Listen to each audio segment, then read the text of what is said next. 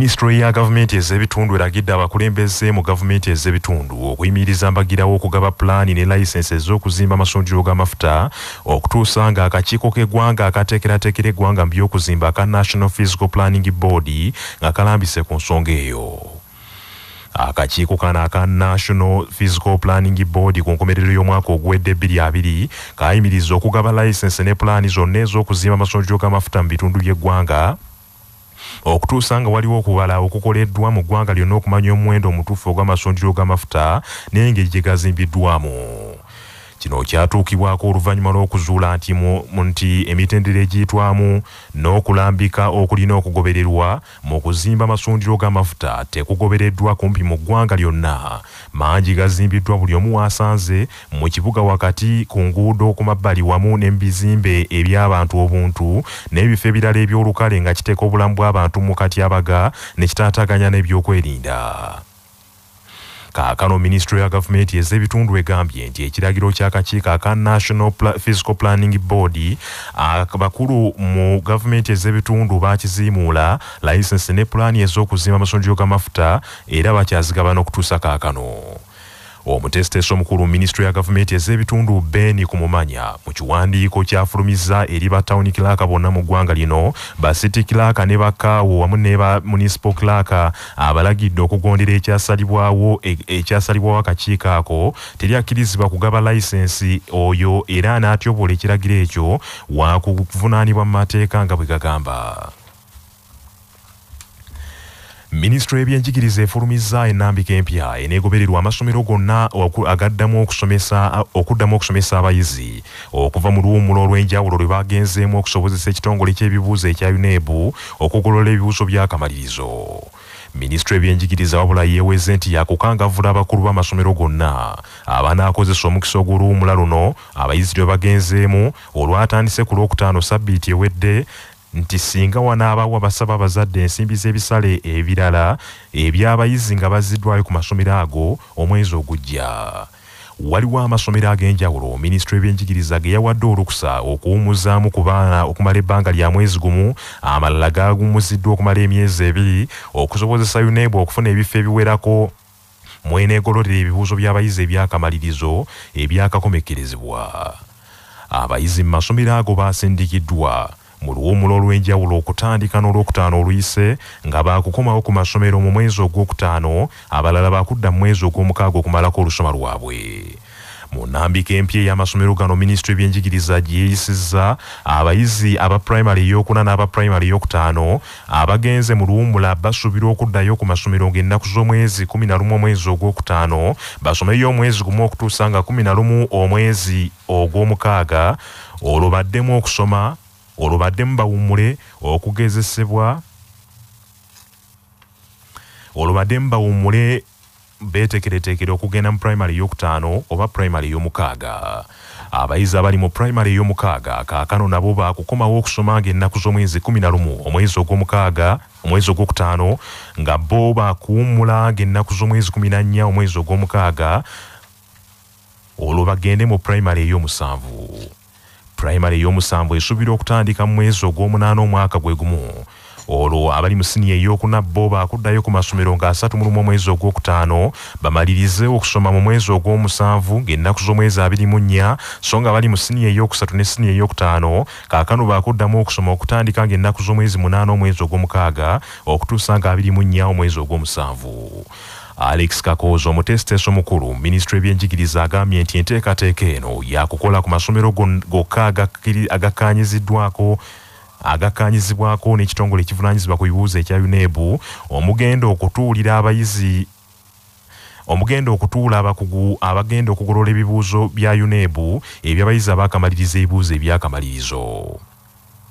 Kino kitegeeza nti abayizi abali mu bibiina ebiddirira ebyakamalirizo okuli siniya ey'okusatu, siniya ey'okutaano ne primary ey'omukaaga mu masomero gano baakuddamu okuwummula n'okutuula ewaka ebbanga lya myezi emirala 2, so nga babadde bamaze omwaka mulamba nga batudde olw'omuggalo gwa COVID-19 newankubadde nga babadde baakaddamu okusoma. Alex Kakozo omutesiteesi omukulu Ministry y'ebyenjigiriza wano waalabulidde amasomero agatateekeddwa mu nteekateeka eno obutatwala luwummula luno ng'olumazeeko ttaamu n'ekigendererwa eky'okuddamu okusaba bazadde ensimbi endala.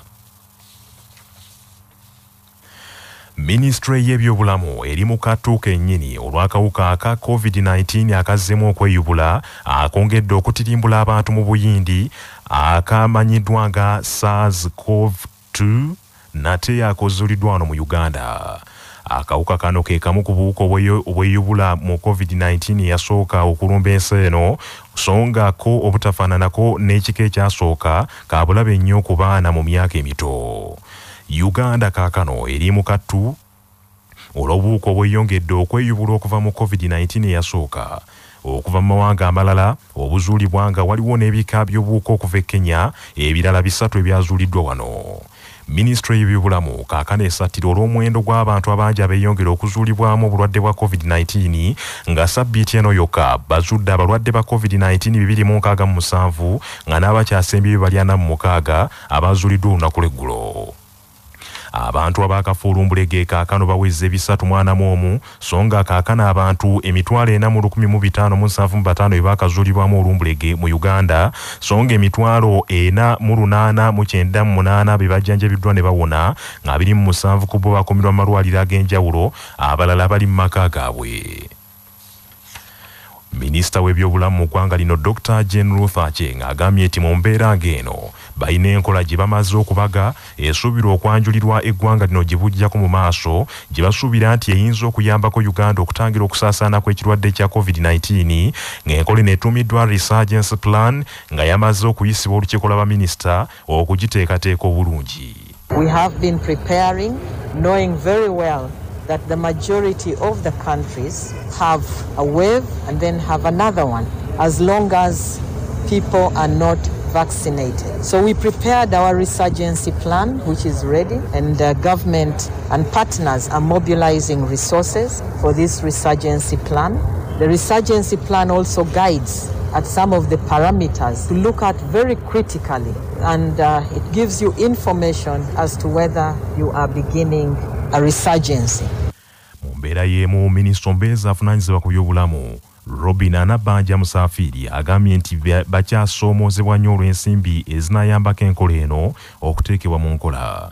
Okweteekateeka si buti kati bw'olaba ebiri mu nsi endala ssaawa zino ekibadde Kenya obadde okiwulira ffe tweteekateeka nga minisitule kyakiza ti kyetugwibwako nga kiri India ng'abantu bafa batunuulidde. Ensonga lwaki abantu baaga nti ebitanda mu bigabira amalwaliro ebiri e Namboole ne tugamba ng'obudde bukyali atusooke tulindeko kubanga tumanya ffe tweteesateese cabinet plan yaffe egikkiriza.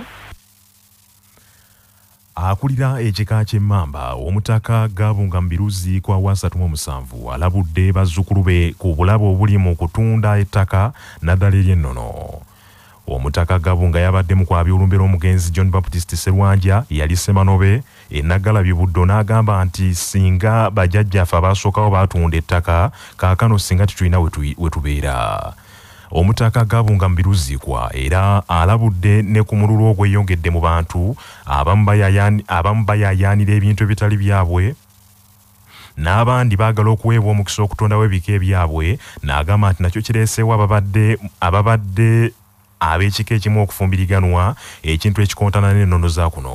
Ogenda okuzaala omwana ng'olw'obukodya tewali tukendeeza eki n'okoloboza oli bw'abeera omukuza ayagala nnyo okukoloboza ate n'okuleka abaliwo nga tebakoze eki obukumpanya tubwejjiremu ddala tusobole okukuuma ebyaffe nga ffe n'ebyokuwewasa ebyo byose byagalira ddala ajja kulima nze ndi wenu ani yali abaddeko ku mwala yali agenzeko eyo emmamba mu nnyanja zirimu mmeka bannange twegendereze. Vincent Seganenga musomesa mu Namugongo Matters Secondary School yasigidde kitaawe John Baptist Serwanja Semanobe nga Christine Nagadia yabadde lubugawe. Kimenya mateeka okulayirira mu bukyamu mu kooti nga munnamateeka Sylvia Nambiru Mukasa bw'annyonnyola. Kakati kimenya mateeka okulayira mu bukyamu unauthorized administration of oath. Oli n'alayira n'akozesa kkooti ensobi ng'ate si ye yalina okulayira. Ekyo nakyo kyefaananyirizaamu okuvumaganya ofiisi y'okugikozesa obubi. Bwe buba bukusinze ssebo oyinza okusiba wakati w'omwaka ogumu n'ebiri oba n'osasula fayini $9,000. Ebitongole ebiyamba abaana ba mulekwa ne bannamwandu mu disitulikiti y'e Butambala bikukulumidde abazadde Butambala abakweka abaana bwe gutuuka ku kubakebera okumanya we bayimiridde mu byobulamu. Abakulira ekitongole ekiyamba bamulekwa e Butambala ki Helping Hand for Relief and Development bino yabyogeredde ku ssomero lya Kibibi Secondary School bwe babadde bawaayo ebikozesebwa mu kusiibulukuka eri bamulekwa ne bannamwandu mu bitundu by'e Butambala. Bano nga bakulembeddwa mu Bukenya Muzaffa lwavunaanyizibwa ku nzirukanya y'emirimu mu kitongole kino bagambye nti basoomoozebwa nnyo okulabirira bamulekwa mu byobulamu abazadde olulimi bawulira lumu lwokka nti eriyo abagagga abagenda okugaba ebyokulya mu kitundu olwo nga batwala abaana. Okusoomoozebwa okusinga kwe tusanga mu mirimu gyaffe abazadde oba bagaadiyanizi b'abaana bamulekwa bano bwe gituuka emirimu oba nga tuyisa abaana bano okubalabako nga si kufuna bintu tebabaleeta ate nga ddoona oli ayagala okulaba ku kifaananyi ky'omwana oyo gwaweereza obuyambi era bwe bataleeta baana abo automatically tuba tulina obbajja mu sisitimu naye bwe bamala okuva mu sisitimu ate ng'olwo bajja nga batandika ate okwegayirira okubazzaamu ekiba kitakyasoboka.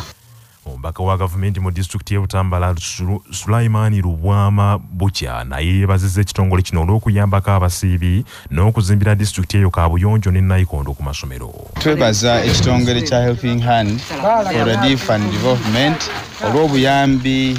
Tubeebaze olw'enteekateeka yaabwe kubanga ogwo si gwe mulundi ogusoose ekitongole kino kizimbye boreholes eziwera mu Butambala ate nga kizimbye n'obuyimba obukyamirwamu bulatwini obuwerako mu masomero ag'enjawulo mu Butambala.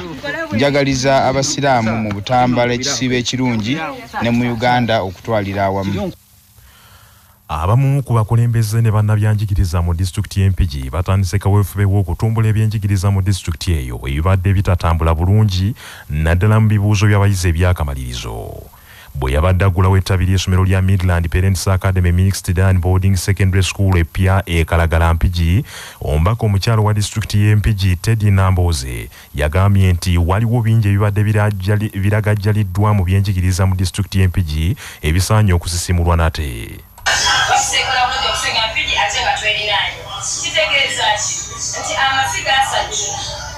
Galeta success oba galeta omwana okukola obulungi ekibadde tulagajjalidde kimotiveetinze bulungi masiga ako okugeza abazadde tukimanyi nti enfuna y'abantu teringa eyo ey'edda omuzadde alina okuba nga akwatagana n'omuyizi ate n'omuyizi n'akwatagana n'omusomesa ojja kusanga omusomesa wano omupiki naye alese omwana wa Uganda olwokuba sizoni yatangawuzi naye agenda okusimba ntangawuzi tubamotivating etudemu tubagazise okukonsatetinga ku muyizi. Oyo ye Teddy Nambooze omubaka omukyalo omulondo wa disitulikiti y'Empigi. Director w'amasomero ga Midland Parents Academy nga amasomero gayitibwa Midland Parents Academy Mixed Day Boarding Secondary School Sekada Alexander akali amaggwa agambye nti abazadde mu Mpigi bwe banaayongera amaanyi mu kukwasizaako amasomero ag'enjawulo tewali kulonzalonza ebyenjigiriza mu Mpigi byakuyitimuka. Omwana yenna ng'anaakola obulungi kira oteeka okuba ng'osooka n'okwata kye bayita ekyempisa. Bw'omala empisa ate n'omusa mu ttuba ery'okutya Katonda. Bw'ojja oyininga ebintu bibiri okutya Katonda ate ne omwana tumuwaliriza okukola obulungi kubanga abeera n'obwongo obuli settled. Ffe tugenda fuuka example mu Mpigi nti ekisookera ddala tugenda sooka tukwasa empisa wamu n'okutya Katonda. Kaakati omwana ono mu kiraasi ebya kiraasi agenda kuba abitegira mangu nnyo. Ekibadde kiremye ate amasomero amalala baba baagala nnyo abaana ne beerabira element ekulembeza omwana ono okukola obulungi mu byenjigiriza. Ng'ekibiina ekiddukanya omupiira mu Uganda ekya FUFA kiteekateeka okufuna obukulembeze obuggya omwaka guno. Akakiiko ak'ebyokulonda mu FUFA kakomekereza enteekateeka ey'okulondesa abakulembeze ku mutendera gwa regioni zonna 8 ezikola obukulembeze bwa FUFA abanaakiikanga mutabamiruka wa FUFA wa mwaka 2021 okutuuka mu 2025. Mu Buganda regioni abalondeddwa ye Ande Kaweesa, Rogers Mulindwa, Sam Mpimba, Sekabira Michael, Kavuma Hassan n'abalala. mu Kampala region abalondeddwa ye Kasalirwe Idrisa, Tamale Haruna, Hamidi Juma, Dalawus Mugoye wamu n'abalala nga region endala zonna zifunye obukulembeze. Kaakano ekiddako kwe kulondesa obukulembeze bw'ebibiina ebikolagana ne FUFA ebya special interest groups okugenda okubeerawo ng'ennaku z'omwezi 3 okutuuka nga 31 omwezi ogwokutaano. Okusunsula abanaavuganya ku ntebe y'obukulembeze bwa FUFA n'enkiiko zaabwe ez'executive kugenda kubeerawo ng'ennaku z'omwezi 24 okutuuka nga 31 omwezi ogwokutaano. Obukulembeze obuliko mu kiseera kino ekisanja kyabwo kiggwako nga 31 omwezi ogw'omunaana omwaka guno. Era ssemateeka wa FUFA alagira akulira eby'emirimu mu FUFA okulangirira tabamiruka w'ekibiina ng'ebula emyezi 2 ekisanja okuggwako era nga tabamiruka ono y'anaabeeramu okulonda pulezidenti n'olukiiko lwagenda okukulembera nalwo. Injiniya Hasibu Moses Magogo ye pulezidenti aliko kaakano era nga yakakulembera FUFA ebisanja 2 nga yalangiridde dda nti agenda nakuddamu okuvuganya ku ntebe eno. Amawulire okuva ebweru w'eggwanga. Miranga gibuutikira ekibuga Baghdad ekya Iraq nabbambula w'omuliro akutte eddwaliro omujjanjabirwa abalwadde ba COVID-19 abantu 23 ne bafuuka bisirinza. Omuliro guno gukutte Kironga n'abasawo batendereza yazimba era abazinyamooto bafubye okutaasaako abalwadde abamu nga tebannatuukibwako muliro wabula abalwadde abayi omuliro gubazingizza. Mu ddwaliro munda mubaddemu abalwadde 12 ng'abalwadde 9 be bokka abataasiddwa, abasigadde bafudde n'abalala tebamanyiddwako mayitire nga bano bye babadde mu kasengo omujjanjabirwa abayi. Kitegerekese nti tanka omuterekebwa omukka ogwa oxygen ye yabise omuliro ne gukwata eddwaliro eryo eriyitibwa Katib Hospital. Ssabaminisita wa Iraq Mustafa Al-Kadimi agambye nti alagidde wabeewo okunoonyereza okw'amangu okuzuula ekituufu ekivudde ku tanka eyo okwabika era ebimunnyonnyoddwa byonna bigaanyi.